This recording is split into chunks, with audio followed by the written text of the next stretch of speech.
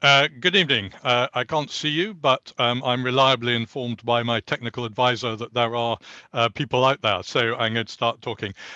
My name is Jeff Cubitt. I'm the director of IPUP, the Institute for the Public Understanding of the Past, and I'd just like to welcome everybody here to this evening's meeting, which is the the second of our IPUP evening meeting series. It's the last one this term, but we've got a program set up for next term. Since there are people here who weren't here at the last meeting, I'd just like to say a little bit by way of introduction to what we do in IPUP. Essentially, IPUP exists within the history department at the University of York in order to kind of promote and support interest and activity in public history, broadly defined, and in the historical and interdisciplinary understanding or study of public understandings of the past, public engagements with the past. So it's a fairly broad remit, and we pursue that in a number of ways, some of them academic and some of them more to do with opening up or trying to develop partnerships between academia and partners in museums, in heritage, in the media, in communities, and so on. So we run a range of activities, one of which is to put on this evening seminar program, where we try to hold several meetings in the course of each academic term. As I say, this is the second one and it's the last one this term, but we do have plans already highly developed for next term and beyond. But I would please, issue an appeal to anybody out there who has got ideas. If you've got projects that you're interested in talking about or would like to organize a session around a particular theme, do please contact us. And we can see what we can develop. It would be great to get more of you involved. I'm not going to go on talking. I'm going to hand over now to my colleague in public history, Victoria Hoyle, who is going to do the next bit of chairing for this session this evening. I'll be back at the end, however. Good evening, everyone. It's so good to see so many people here tonight, and it's with great pleasure that I'm going to welcome our speaker in just a moment. Before I do, though, just some housekeeping. Just to say that Kirsty will speak for us for about 45 minutes, after which there'll be a Q&A session at the end, chaired by Jeff. Throughout the talk, we would welcome your questions via the Q&A function in Zoom. So if you could use that throughout to ask any questions that you might want to pose to Kirsty at the end. Alternatively, you can sort of wait until the end and ask questions then. So without further ado, I will introduce Kirsty. Kirsty is a PhD student in the Department of Information Studies at UCL and a lecturer in popular music at Leeds Conservatoire. Their PhD research explores documentary and archival practices in UK DIY music spaces. And alongside their research, they are also active as a DIY cultural organiser, zine maker and musician. Prior to starting PhD study, they worked as an archivist in the UK archive sector for organisations including the National Science and Media Museum and the UK Parliamentary Archives. They're speaking this evening on Precarity, Silence and Memory, Precarity, Memory and History in UK DIY music spaces. And I will hand that over to Kirsty. Thank you. Okay, thanks, Jeff and Victoria, for that introduction. And I am excited to be able to talk to you this evening. So I'm just going to start by sharing my screen and getting my slides up for everyone. Okay. And just make my little Zoom bar a little smaller too. Okay, so as Victoria said, I'm currently a final year PhD student in the Department of Information Studies at UCL. and also a lecturer in popular music at Leeds Conservatoire. So I'm here today to present about the findings from my PhD result, which I'm in the process of writing up at the moment. So still in the process of developing my conclusions, but excited to share some of the emerging data with you all tonight. And I can see some familiar faces in the attendees list tonight. So just to say, for folks that have participated in the study as well, I really encourage any interaction with what I'm saying in the chat, because this is my findings and my interpretation of archives and DIY music, but there are, as always, many interpretations. So I welcome interaction in that sense. So this is the structure or the overview of my presentation today. So I'm going to start off with some definitions, the crucial what is DIY slide that we've all come to expect. And then I'll move on to provide a little bit of background to my PhD project for everyone. After this, I'm going to talk about the intersection of DIY music and heritage, and also popular music heritage. And then the majority of the presentation will be devoted to an examination of the intersection between issues of precarity, which I will explore in many facets, and DIY music heritage. And finally, I'm going to look at some of the strategies which the community that I'm part of employs in order to ensure this precarious cultural memory persists in some format. So I'll start with some definitions. These are to aid anyone who is unfamiliar with the subject of my research. And I'll also provide some background to situate this paper within my broader PhD project. So the classic one is DIY slide. So rather than kind of give a complete overview of the many interpretations of DIY culture, I will say what I mean when I use the term DIY music and DIY culture. So DIY refers to a do-it-yourself ethos, which I interpret to mean self-organised, anti-establishment and community-led cultures. In the context of music, this is most frequently, but not exclusively, used in relation to punk subcultures. So in the context of this study, I'm referring to DIY community-led music spaces, but DIY has also been used to refer to practices including self-publishing, housing co-ops, bicycle workshops, and any other self-organised community spaces.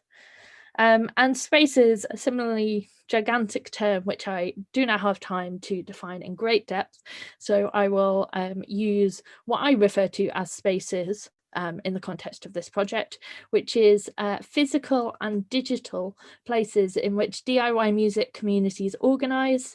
And these might include physical spaces like music venues, spaces of organising, including organising collectives, creative projects as creative spaces, and online communities or digital spaces. So this is a really personal project for me. It's informed by my own history in DIY cultures over the past decades. So on the right of the slide is a very informal and scrappy mapping of my own path through DIY cultures, which I did for a zine several years ago. So I began as a forum member in the 2000s and gradually moved into organising and creative practice through zine making and self-publishing, punk music, cultural organising, and grassroots history and research. In 2013, I also qualified as an archivist, and I've worked in the UK archive sector ever since. And I saw my PhD as an opportunity for me to be able to explore my own relationship to history and archival practice whilst doing work that could be of use within the music communities in which I participate. So the overall research questions for my project are shown on the slide. So how, if at all, are DIY music spaces currently documented and remembered? How are external factors in the current political and socio-economic climate affecting record keeping in UK DIY music spaces? And how do DIY cultural politics intersect with processes of record creation, archiving, and history writing? So this lecture is predominantly focusing on work I've done to address the second question, so thinking about the issues we face in record keeping. And to some extent, at the end of the presentation, we'll answer some of the first question. So the next few slides provide some background to the intersection between DIY music and a recent uplift in musical heritage in national heritage organisations. So in the last decade, there has been an upsurge in interest in popular music cultures and spaces by large and national heritage organisations. And this is particularly visible through the curation of exhibitions relating to legacies of popular music. So examples of exhibitions include Punks at the Museum of London, 40 Years of the Clash, also at the Museum of London, Black Sabbath 50 Years at Birmingham Museum and Art Gallery, and Punk 1976 to 1978 at the British Gallery.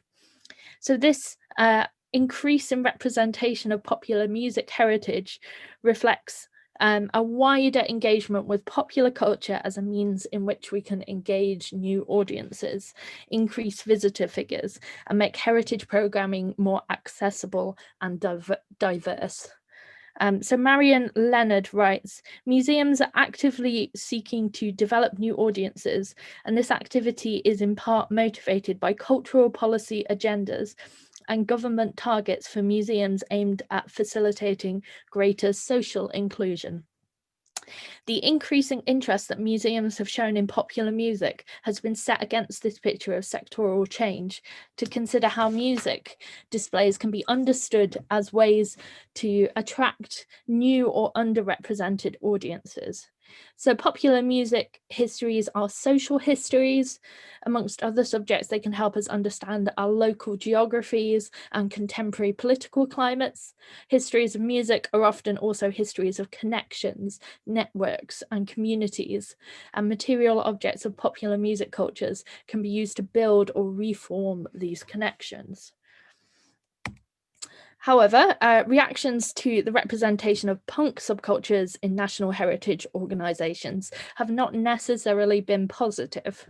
So this resistance to heritage and tourist industries from music subcultures has been expressed in several high-profile cases. So the image on the left of the slide shows the public burning of a substantial amount of punk artifacts by the son of Malcolm McLaren, Joe Carr, who in 2016 said, "Punk was never meant to be nostalgic, and you can't learn how to be one at a Museum of London workshop. Punk has become another marketing tool to sell you something you don't need. The illusion of an alternative choice, conformity in another uniform." So statements like Cause point to a collective unease over the use of music subcultures in heritage and tourism industries, which are closely aligned with capitalism, nationalism, and cultural or socio-economic power. We can also connect such actions to perceptions of punk music as youthful, anarchic, destructive, and rebellious. For example, George Mackay writes that there is some evidence of a lack of historical awareness on the part of youth activists. A clear potential downside of youth can be its rejection of both expertise and history. So though this quote in combination with the aforementioned act, we might assume that punk and heritage don't comfortably align, or even that punk is anti-heritage. However, I think there's a lot more nuance to be found in this relationship. And perhaps the issue in question is not necessarily that punk is represented in these spaces, but how it is represented. So another notable instance of resistance to the curation of punk subcultures comes from the defacing of a British Library interpretation panel by Viv Albertine from the Slits, who objected to the representation of punk in the British Library's punk exhibition as led by white men. So Albertine changed every reference to the Sex Pistols to the Slits and added "What About Women" to the exhibition panel. So the highly selective nature of such interpretation narratives, or historical narratives more generally, often excludes the contributions of women, people of colour, and other individuals from marginalised groups. So perhaps we're not anti-heritage, but against the reproduction of the same narratives about the development of punk, which begin, centre, and end with white men.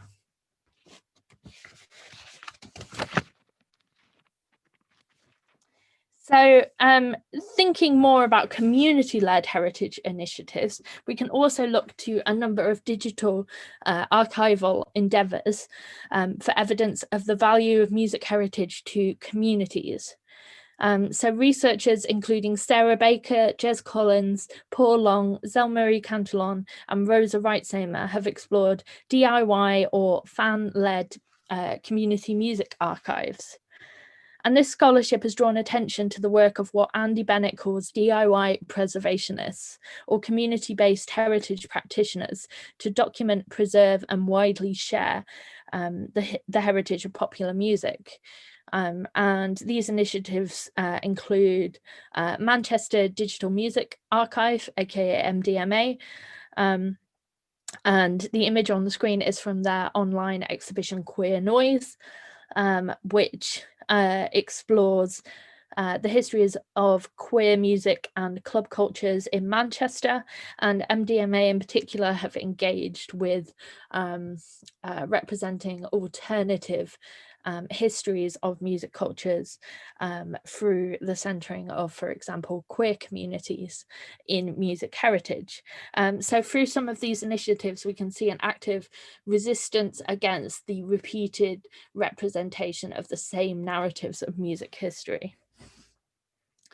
So in terms of orientating my own project, I identified the following as crucial to how I approached my PhD work. So previous work in music heritage has often looked backwards at archives of subcultures from past generations. So for example, punk and Riot Girl. My focus has been much more contemporary, and I've looked at cultural organisers and DIY music communities that have been active since the early 2000s. This is the generation of DIY cultural organisers that are first widely using social media for digital communications in particular. So with the advent of MySpace, for example. And this focus, despite also, I should say, being a focus on the generation in which I emerged myself, it also places emphasis on what has changed in record keeping in music heritage since the move to born digital record creation, e.g. digital flyers and digital marketing tools in the form of social media. I'm also focused less on institutional relationships, although they do play a part in my broader research project, and instead more directed towards examining the issues that affect the documentation, preservation, and deposit of archival materials in current and recent generations. So in this sense, I'm thinking about current archives and future archives more than I am those which are already within museum or archive collections. So with that in mind, I'll spend the next section diving deep into an issue which affects the lives, projects, and archival traces of DIY music. And this is precarity. So one of the main issues that's come out of my data analysis and my writing to date has been intersections of precarious precarity rather, that affect us personally, that affect us as organisers, as creative people, and also as people that produce documentary and archival material. So the following section utilises some of my PhD interview data to examine how precarity affects DIY music networks, spaces, lives and archival traces. And just heads up that this is definitely the depressing part of the lecture. So to start off with, I'll share a quote from an introduction to a zine that I made in 2016 called Move Under Your Own Power, Interviews with Women and Queers Making DIY Music. And I share this quote because it was, I guess, the kind of genesis of some of the ideas that I've been exploring more formally in my academic research. So as I said in the introduction, making music in the UK is hard right now because rents are sky high and a lot of us are working more than we have ever done before, and for less money too. Cuts to health services, particularly mental health services, benefits, charities and the arts, as well as other conservative measures, make it a constant battle to survive. We're making stuff around a million other commitments, finding energy out of a finite and ever dwindling resource. The nature of DIY production means that bands form and release music quickly, often outside of traditional music publishing industries with substantial archives and back catalogues. The momentum of the DIY scene means that often bands finish playing together not long after they started, if we're lucky after releasing a tape or two, if that, sometimes before recorded music existed even. I spend a lot of time thinking about how and if the DIY scene will be recorded in history, how these significant but fleeting moments will exist after these bands stop playing together and time moves on.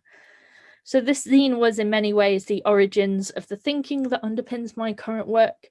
I wrote that intro feeling frustrated about how hard it felt to keep anything going under austerity, and long before we had a global pandemic to contend with as well.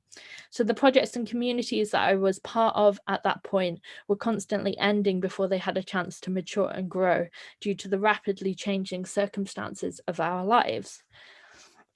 However, just because they were short-lived doesn't mean that we didn't value them. And as I'll go on to explore later, many of us have taken individual actions to ensure some memory of these projects persisted in some sense. So the following slides in many ways represent a current picture of what I wrote about 4 years ago, but seen through the eyes of others as well as just myself. So I'll start by thinking about precarity and cultural networks. So DIY music centres around a culture of performance and congregation within physical spaces. So for example, in grassroots music venues, autonomous social centres, squats, houses or other non-standard music spaces.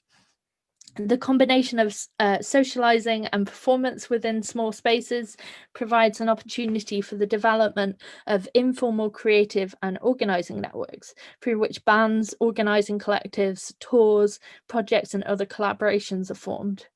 These small local networks then connect up with others with similar ethoses based in other localities through invitations to travel to play shows, share lineups, and attend larger festivals, creating larger networks which regularly cross paths. So the UK DIY national network is demonstrated by the following quote from Kirsty, who reflects on an experience of travelling across the UK and says, you suddenly kind of find yourself in a situation that you live in Coventry, but you can hop on the megabus up to Leeds, walk into Wharf Chambers, and people are like, oh, hi, it's Ruth and Kirsty from Not Right. And you're like, this is bizarre. But, you know, then it kind of feels like we're actually kind of part of something, that we can wander around the country and sort of know people and be on the same page with people in terms of what we're doing culturally and stuff like that. So this sense of informal community network visible in this anecdote connects to other music research about music cultures, including that of Etienne Joseph, who writes that music has a specific community building capacity through the effective atmospheres it can produce. The formation of informal networks such as the above are not exclusive to DIY music or even broader DIY cultures. So, for example, in relation to lesbians involved in AIDS activist collective IPUP/NY, Kvik, I really should have learned to pronounce that before this talk, describes the more ephemeral network of friendships and publics that accompanied its vast archive of graphics, documentaries, and papers. So in this context, bonding and developing friendships was a survival strategy and a way to provide support and care to those they were connected to through activism. And if I think in my own personal history, I can think of many parallels between the example in that quote and my own history. For example, sharing and hosting brunches for touring bands who were staying at my house after a gig, the sharing of skills, knowledge and equipment between peers, the many after-show gatherings at houses and after doors closed at venues. So these social aspects of cultural activism are both logistically essential, because without mutual aid providing floors to sleep on and free meals, touring is prohibitively expensive for the average DIY band. But they're also a commitment to a culture which seeks to sustain involvement and widen access through small, caring gestures and connections. However, it's important to note, and certainly what came out of my research was that we often don't really make any efforts to document the underpinning networks beneath our cultures and beneath our music. So beyond sort of informal gestures, like the example on the slide is another zine illustration in which I drew a silly cartoon of myself and surrounded it with names of UK DIY bands from 2018, I think in this case. We actually don't tend to make the infrastructure underpinning DIY music visible or make efforts to document it. And there are also downsides to such intimate and close-knit networks, which comes in the form of conflict and harm often, and the breakdown of networks through the breakdown of friendships. So George Mackay describes the way in which DIY culture can blur the distinction between action and living through, for example, using spaces for both performing or organising and for living, for instance, in squats. This specific unsustainability, which is often caused by lack of boundaries, overly close working relationships, the development of romantic relationships, conflict, harm, burnout, and a lack of outside support or resource, can cause networks to collapse unexpectedly and rapidly. And though this was very evident in the data gathered for this project, this is an issue which is endemic across many other activist contexts as well. So, for example, in relation to feminist cultural activism, Kate Eichhorn reflects that the threat to feminist scholarship is internal conflict rather than external factors. So these networks can collapse at a moment's notice, and interview participants shared experiences of this happening due to conflict, sometimes due to harm, or just because people stop meeting in the same space, for example, which shows the precarity of these networks. So one of these was described as burning in flames. Several people talked about collectives falling apart. And this often happened before there had been an opportunity to document any of the work that they'd done. Reflecting on these experiences, many experienced sadness at a lack of historical evidence that could demonstrate their presence. In other cases, those with access to websites or platforms, for example, mailing lists, had taken action to remove information, particularly that which was stored online, through the deletion of websites, mailing lists, social media accounts, and other online records. In this sense, collapse of networks can also contribute to the erasure of evidence or information, particularly when it was viewed as less formally archival or cost money to keep up in the case of websites. So we can also look at the precarity of many physical spaces, including autonomous social centres and music venues. So George Mackay writes that short or long-term space is a prerequisite for community. And the development of DIY music communities has always been reliant on physical spaces in which gigs can be hosted or social scenes can develop. The last decade has seen the rapid development of a number of new autonomous spaces in the UK. So alongside more long-established social centres like the Cowley Club in Brighton and the 1 in 12 Club in Bradford, crowdfunding initiatives and grassroots fundraising have enabled the opening of new spaces, including Partisan, which was based in London and opened in 2011, DIY Space for London in 2015, Partisan based in Manchester in 2017, Chunk based in Leeds in 2013, and Glasgow Autonomous Space in 2016.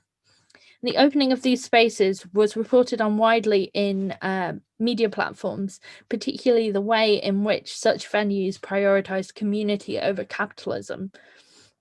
So Tayyab Amin refers to how such spaces display a DIY attitude that prioritises communal support, autonomy, and self-sufficiency over metrics such as popularity and capital. Though such ethoses are admirable to many, they do also render spaces more financially precarious than their more commercial equivalents due to prioritising politics over profit. And spoiler, and I think out of the maybe 5 spaces that I cited as opening, only one of those is currently active at the minute. So the majority of them have either permanently closed or are temporarily without a space due to the global pandemic situation and its effect on music spaces. So before the pandemic, music industry reports had also highlighted systemic and structural issues which continue to cause grassroots venues to close, and this was particularly common in London. So the Mayor of London's Music Venues Task Force report, which was called the London Grassroots Venues Rescue Plan, 2 mouthfuls there, was instigated after 35% of London's grassroots music spaces closed between 2007 and 2015.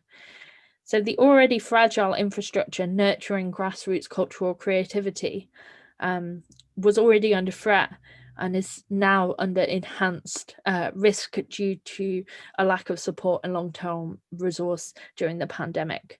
And as I said, a number of the aforementioned spaces have already had to close either temporarily or permanently.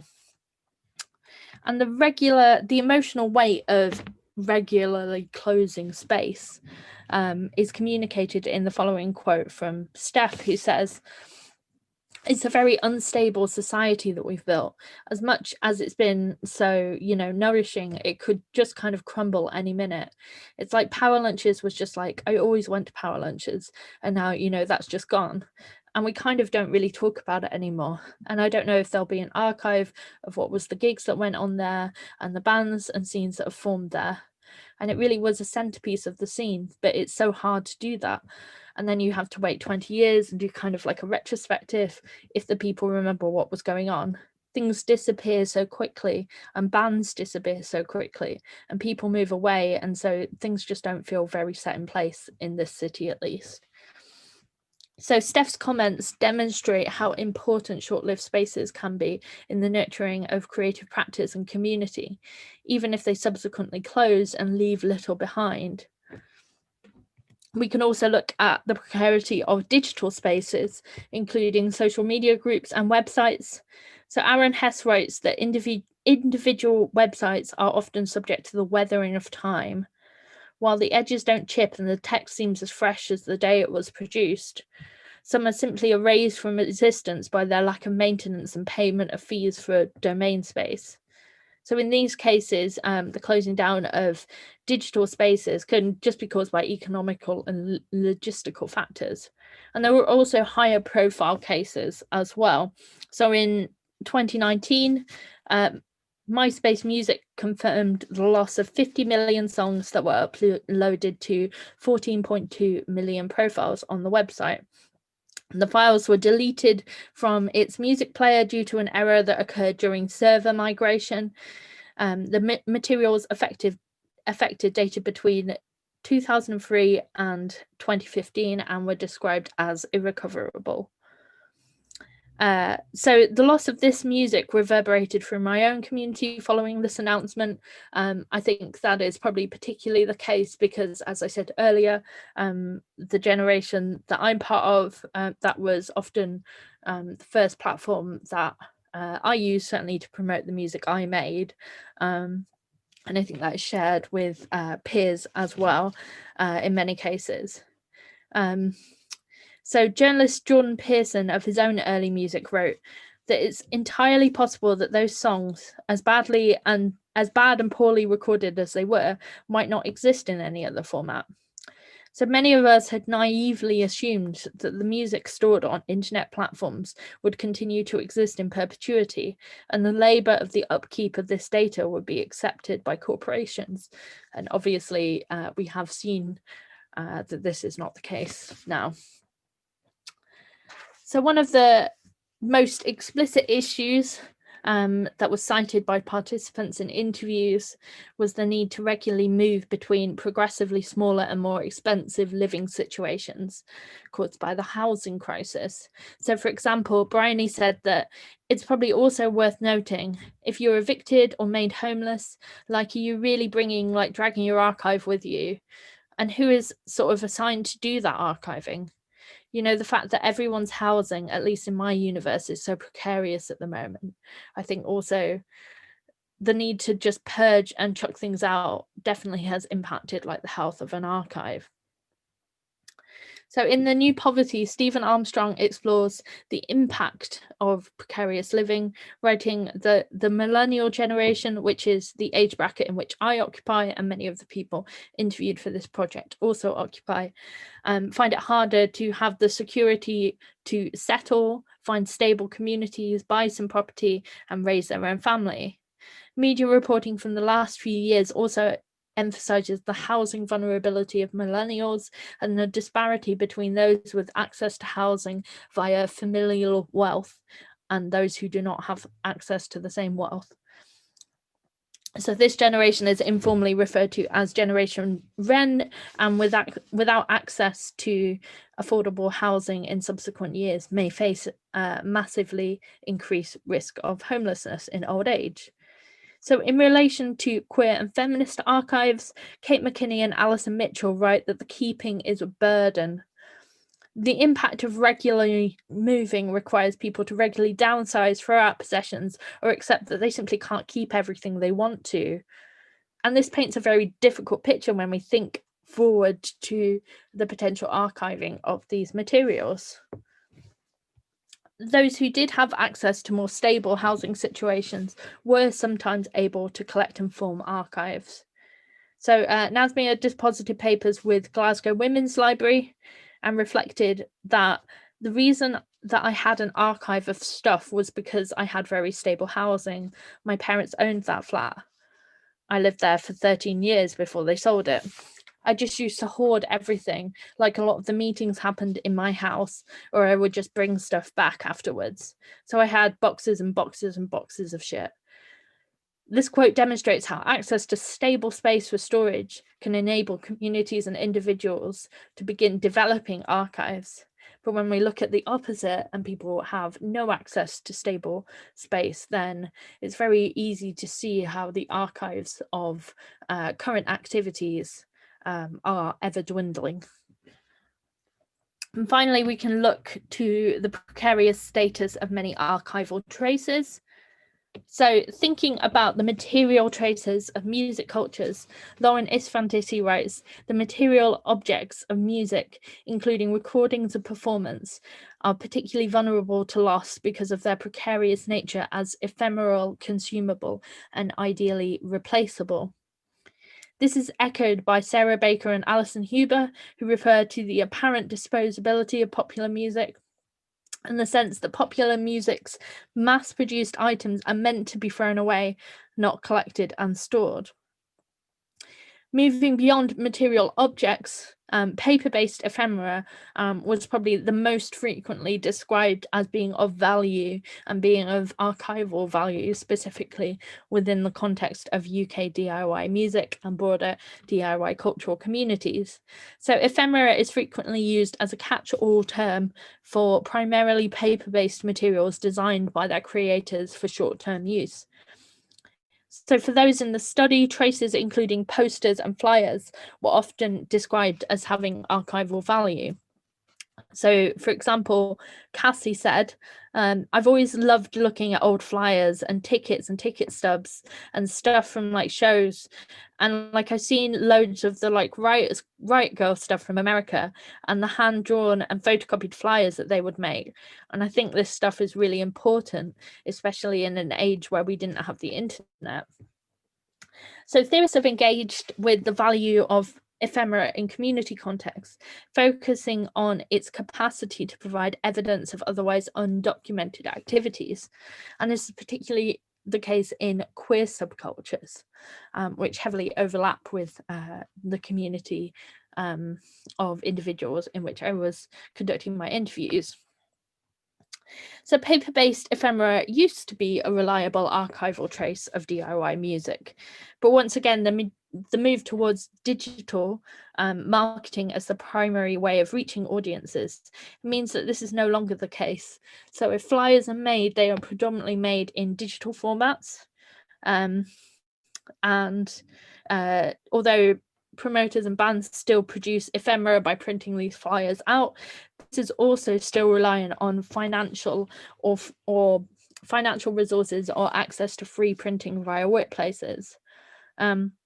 Since social media has become the primary method for marketing within DIY music communities, the production of a paper flyer is an extra step for many, rather than an essential part of promoting gigs. And this has caused a drop in the amount of paper traces produced and therefore able to be physically kept by community members. So for example, Bryony reflected that, I know personally, my archive box, there's a real drop off at the point, you can see in the flyers at the point when social media, even from MySpace onwards, when that became a bigger thing, I tend to have less and less flyers. And Emma also commented on how hard it is to, for instance, try and find a Facebook event that has passed. So even the sort of events that we use to market materials are often stored temporarily on social media platforms, but there's no commitment to holding those in the long term. And so we need to pay attention to digital forms of ephemera and also digital forms of ephemeral traces more broadly. So thinking beyond flyers, we can also look towards born digital audio-visual content, which exists a lot of the time on social media platforms like Instagram. So for example, Ben reflected that if a band play free gigs or they play for first timers and never again, and the only kind of record of that is on their mate's Instagram account, it's like 10 seconds with some GIFs over it or like a few pictures, where does that go? That's not to say we shouldn't think that's less important. I think it's just there's more of an anxiety about how is this archived. So the combination of the short lives of these digital traces and a lack of digital archiving skills within communities, and also a lack of institutional interest in collecting within this specific music culture over this period, is an example of a combination of issues which can render these materials very easily lost. So the previous section painted a picture of intersecting issues which render archival traces of DIY music precarious in a number of ways. So by also drawing in questions about born digital archival materials, I've demonstrated how current communities face additional threats to their cultural memory due to a shift from analog to digital communications and documentation practices. So if there is one clear connecting experience between everyone that contributed data to this project, it's that we have all directly felt anxiety and grief over the loss or conclusion of spaces, projects, communities, and networks, and archival traces.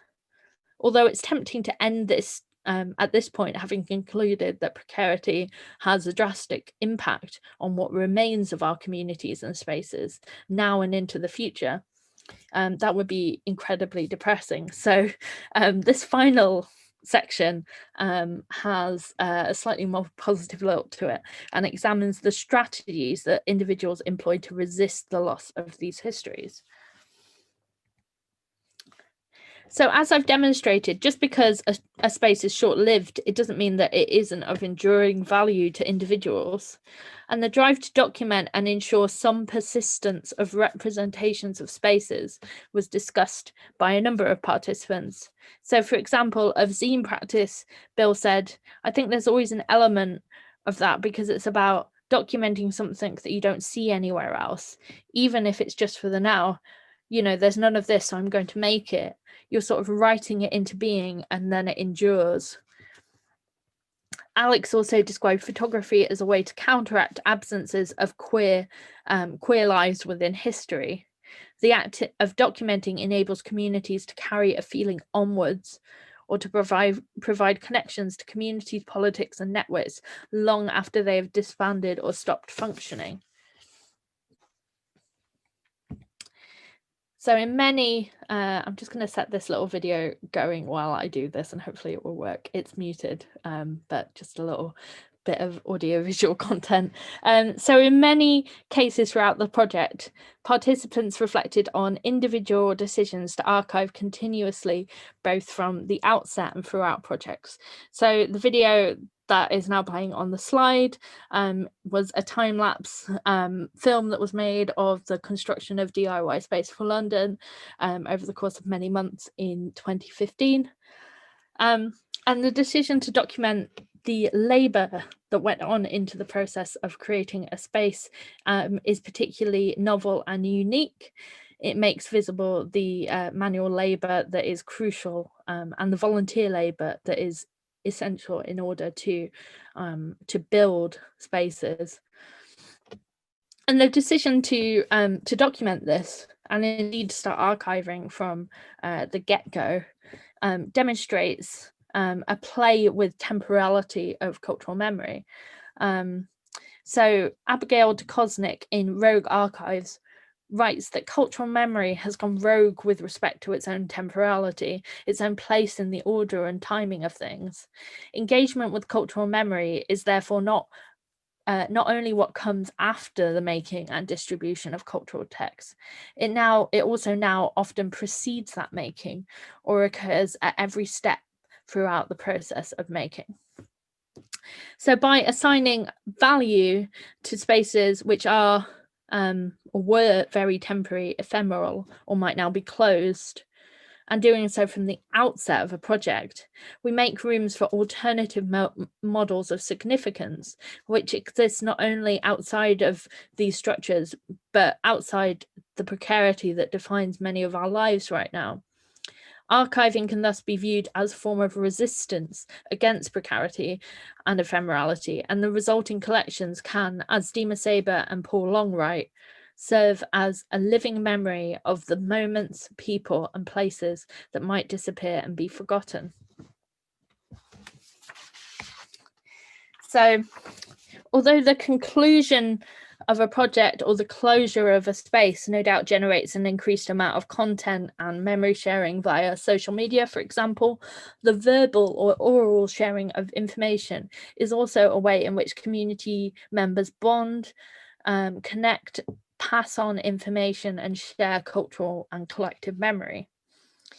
So the example on the slide from Tayyab refers to processes of oral storytelling as the ephemera of it that we can talk about through oral storytelling and also written word. The conversations when you go to a show and you talk, did you see them at that time, or did you see like that other band or the act play at this show? That was a really special show. So these practices are viewed by music writer Hanif Abdurrahman. Sorry, I can't pronounce that. I will provide the references for anyone who wants to follow that up. He refers to both writing and verbal sharing of memories as a type of archiving in itself, writing that I had moments at shows, moments in live music that I wanted to relive again and again. And I realized that the only way I could do that was by archiving them somewhere, even if it's just in a Waffle House after the show. Like speaking the memory of the show into the air is also an archiving. And through such practices, people themselves become living archives, in the words of Stuart Hall. And the sharing of memory and histories becomes just a routine part of the socializing that underpins the development of these communities. So the establishment and maintenance of alternative and often analog routes to information was also employed by a number of participants. And this can be seen as an active stance against our over-reliance on social media. So the people creating them can be understood as what Ducosnik calls rogue memory workers, who use easily accessible technologies to pass on information and preserve content which is otherwise deleted or ignored. So, for example, Ben described his project, Another Subculture, which has existed first as a tape zine and subsequently as a monthly listings newsletter or zine, stating that there's a piece of paper that shows these gigs existed or that these bands existed. And that feels very, very important when you think about things like the internet and how we're all busy and the canon, who's in the canon, who's left out. It's why everyone makes their own histories.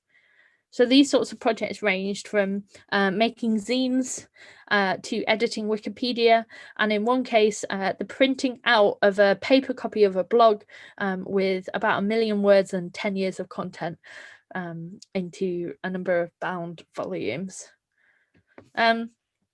So I will draw this to a conclusion now by summarizing what I've said so far in the presentation.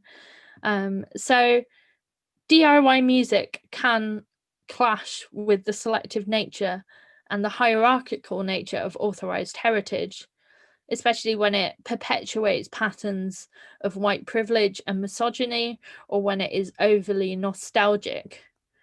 However, the sort of responses to representation in this sense are often assumed to mean that communities are anti-history or anti-heritage, and I think this is overly simplistic and it doesn't interrogate how memory actually works within these communities. So thinking about precarity of history and of memory, I've identified how current and recent generations of DIY music communities face increasingly complex clusters of issues which affect the creation, keeping and collecting of archival traces. The short-lived and ephemeral nature of projects, spaces and networks often means that they go under the radar of heritage organisations and also underdocumented or undocumented, even though they are clearly valued and of great emotional importance to communities. However, communities and individuals can take informal action to document and represent what they do as a form of resistance to the ephemerality of these spaces. So the strategies and practices named in this most recent section do not guarantee that the histories of DIY music will persist, and they certainly don't make space for them in more formal archival repositories. As Ducosnik writes of fan-led cultures creating online archives, although these practices do not guarantee that they or their works will be remembered, they create the conditions of possibility for persistence and recollection. So though the utilization of the strategies identified in the latter part of this talk may not be conventionally archival, they demonstrate a commitment to remembering which stretches much further and much beyond the original spaces and communities involved. And so to conclude, for those that are undertaking creative and cultural activism in such precarious times, perhaps the possibility of persistence is all we can hope for. And that's my email and my Twitter. So thank you all. Thank you very much indeed, Kirsty. That was a fascinating kind of exploration and introduction for many of us, possibly to both to a kind of whole set of musical cultures and subcultures, and to some really important issues to do with memory, to do with archiving, and to do with precarity in, I guess, in both of those things, or in the relationship between them. I'm kind of hoping that people are drafting lots of questions.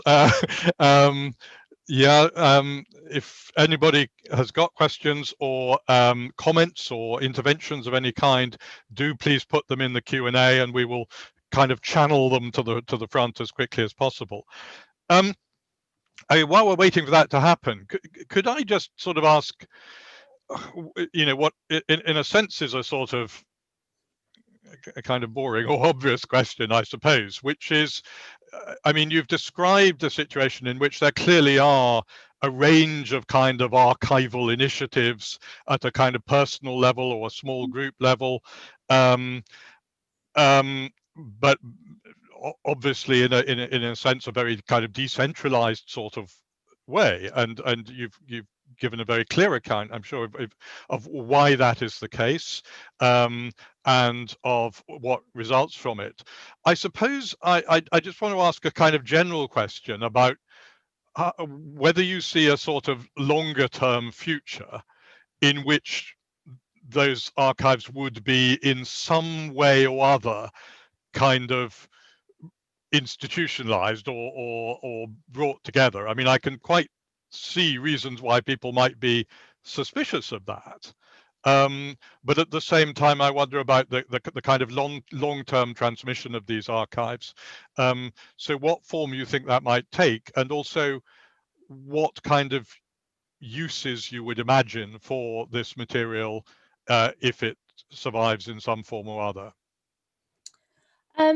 Well, I guess in the sort of conversations that I've had, I think that people are skeptical of institutions. They're not necessarily against, for instance, depositing materials. The sort of, when I examined the relationships between individuals and institutions, I actually found that relatively few people had experienced any form of outreach from institutions. I think the main instance was from the British Library's Sound Archive, who, sort of reached out for the sort of recorded music sometimes. And I think that disconnect, which is maybe kind of partially caused by this perception that people are anti-history, that they won't want to work together, is in many ways kind of disrupts the potential for good working relationships between individuals. And this is, also to say that there are lots of individuals that move from DIY cultures into information professions as well. So I think, the sort of power dynamics, or, the sort of outsider perception is not always the case. Sometimes there are people in the community that are happy to take things on. So I think space for storage and better relationships could actually improve the likelihood of materials being deposited. I don't think, due to rapidly closing spaces, that people necessarily want to sort of build, sort of alternative vaults of information, because generally we can't provide access to it, and that is also incredibly important to people. So I think there is a lot more potential for greater collaboration.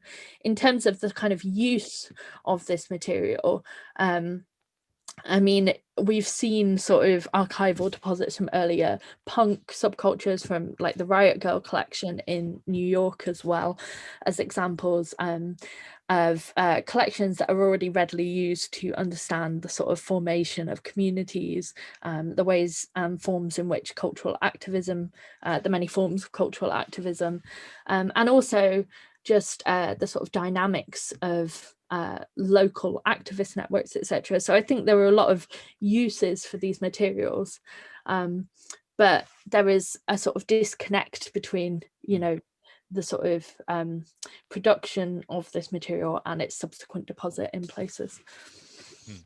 Thank you very much.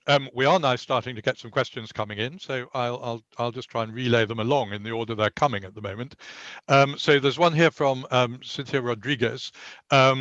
How can we prevent the use of systems of social capital and power to be emulated into the DIY music scene, past, present, and future, that dictates what and whose work is archived or remembered or acknowledged and what's not? Particularly, I think she's thinking about how that might happen under the guise of cancel culture, or the use of language of accountability and justice being appropriated by people with higher hierarchical power, even if within an underground scene. Hi, Synth, we know each other.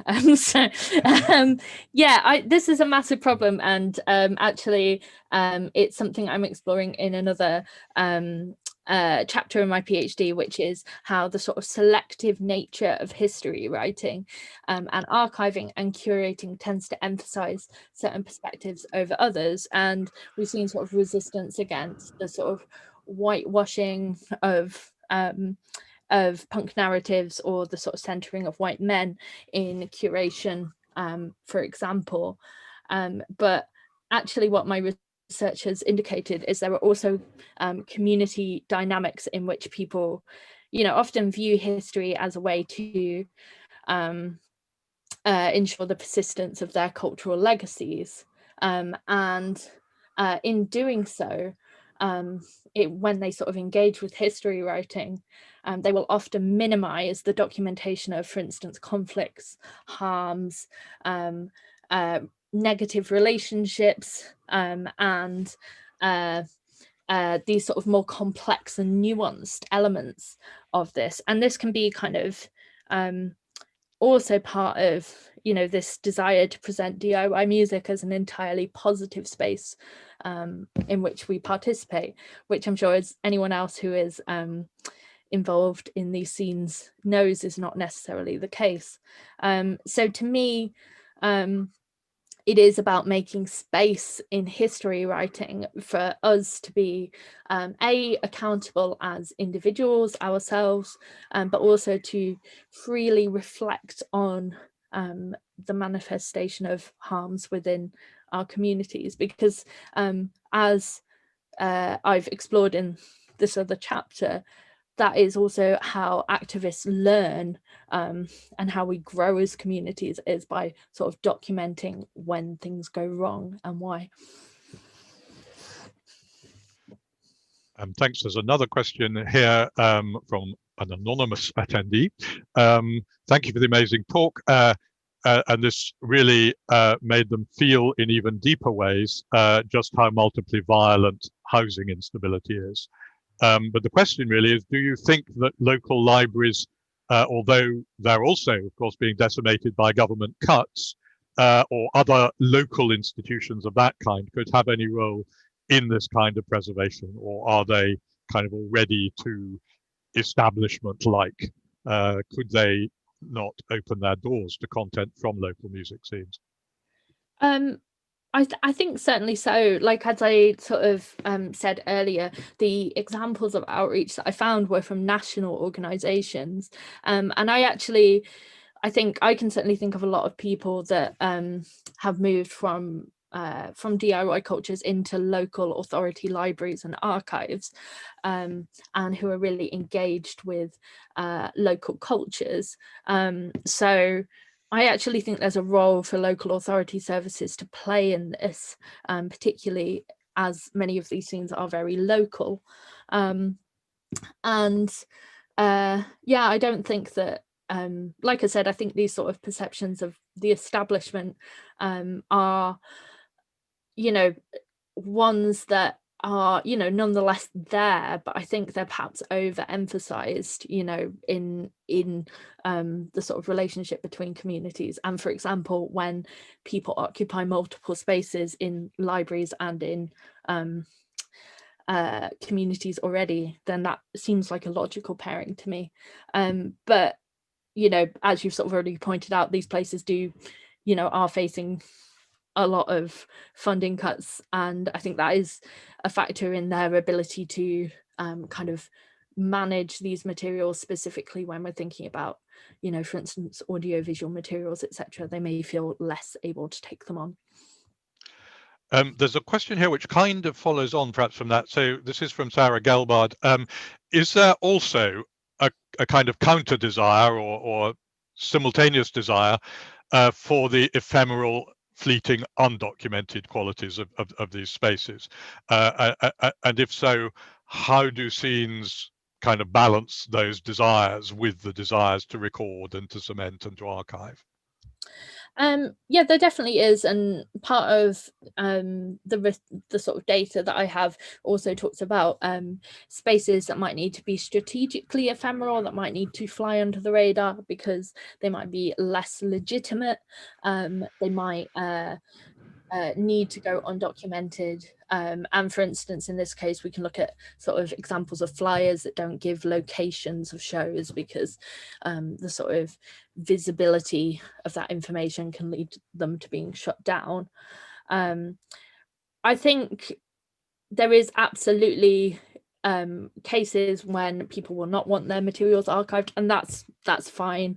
I think what I generally found in my own conversations with people, that was less the case when the material was kind of disappearing because it was out of their control. So I think, you know, with any culture, counterculture, etc., there will be spaces that fly under the radar purposefully, but generally the sort of research that I've done anyway indicated that people still wanted them to be remembered in some form. Thanks. Sorry, I'm just... Okay, so there's another question here. I think you may have partially answered this already, but thinking to the future, how do you hope that researchers will be able to explore these DIY spaces and other kind of precarious or less traditionally documented cultures? What, you know, what's your sort of vision of the form that research might actually take in the future?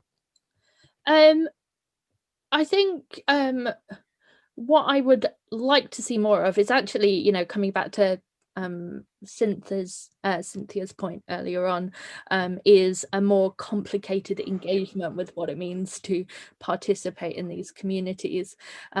So I think in terms of how we approach DIY music, DIY spaces as a research area, research can overemphasize the positive experiences and the positive histories in these contexts, but I think I personally would really welcome more research which engages with the more complex areas of these histories.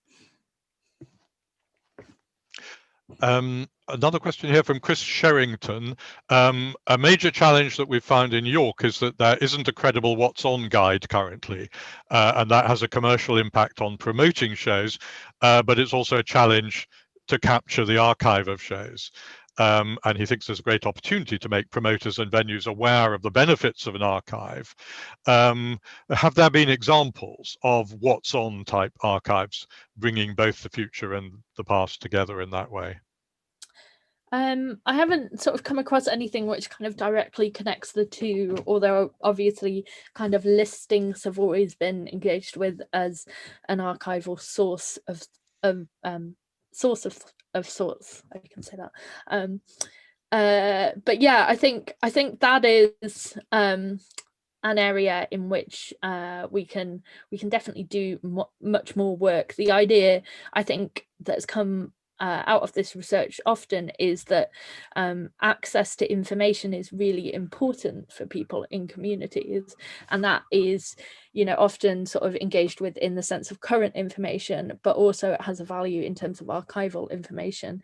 And I also think archives can contribute to projects like the one you sort of suggest can contribute towards the preventing the issue that I sort of mentioned many times of websites being deleted before there's an opportunity to archive them, if that information is sort of purposefully there to also be archived. But yeah, I think the lack of sort of comprehensive paper-based listings is a real issue, because largely nowadays you find out about DIY music shows through sort of Facebook events. You don't find out through a sort of local listings magazine or newsletter or something, and that in turn has an impact on what archivists know about as well. Thanks. One more here. Can you tell us more about your First Timers project, which aims to collect ephemera from bands that played their first gig at DIY Space for London? Have many of those bands even thought of archiving their stuff themselves? Yeah, so that is still kind of an evolving project for me. So for those who maybe don't know the details, First Timers is a project that's happened in London over the course of about, I think, 5, 6, 7 years. Someone can correct me in the chat perhaps. But in which every year there are a bunch of workshops, and it leads to the creation of 20 new bands who all perform the first gig, and it's created maybe sort of 400 new bands in London. And lots of these are the kind of definition of these very ephemeral projects. Some of them have really long-lasting creative legacies, but lots only perform 1 or 2 shows. And yeah, so that project is very engaged with collecting ephemera. It is kind of an evolving piece of work. It's one of the projects that I had planned to develop a lot more over the last year, but sadly has been kind of curtailed by COVID and the lack of live music shows, for example. But I hope to continue developing on my own steam. And yeah, with that, I find that, again, there is kind of a lot of support for the idea of an archive of First Timers. But yeah, no one has thought to, for instance, archive their own projects. And I think part of this is because people also don't necessarily value their own music in that sense. They just think, oh, it's a band I did. They don't think that that band is part of a longer, important history. So yeah, I think there's a role for archival projects to kind of help people to see the longer term value of what they're doing as well. Thanks. Victoria sent me a question of an archival kind. This is quite a big question. Do you think that archival practice, as it's currently understood in the UK, is equipped to participate in DIY music archiving? And if it isn't, what's needed? Oh yeah, big question. I think that again, for me, it really depends on the specific dynamics of the relationships. I think that archival practice in general, is maybe not necessarily engaged with the same types of cultural memory in the sense of and sort of concepts of evidence, significance, etc. are very different to what are sort of coming out of these cultures. But that's not to say that there aren't already, for instance, people working as archivists that have experience and shared histories. And I think for me, having sort of worked in this context and having also observed the development of other subcultural contexts, collections, it is often these people who are at sort of in between and who have shared histories that can kind of form, transformative agents in those relationships. So I think there's a lot of work to be done to improve outreach from organisations who don't really understand how the community works at all, but I think there are people in the profession that have the sort of backgrounds and capacities to do really important work. Thank you. There's a momentary end to questions which happens to coincide with the time when we're meant to finish, so I can only congratulate everybody on their timekeeping. So we will draw to a halt there. Unfortunately, under current circumstances, we can't issue the normal thing, which is to say, if anybody has any more questions, do pose them over a drink in the bar or anything like that. We can't do any of that. But thank you very much indeed, Kirsty, for a really interesting talk and some very interesting discussion following. And thanks to all of those who have asked questions, which have helped to prompt that discussion. So sadly, as I've said before, you can't actually hear the applause, but imagine that there is some, because I'm sure there is. And thank you all very much for coming along. We'll be advertising our programme for next term shortly, and we hope to see many of you then. Thank you very much indeed, Kirsty.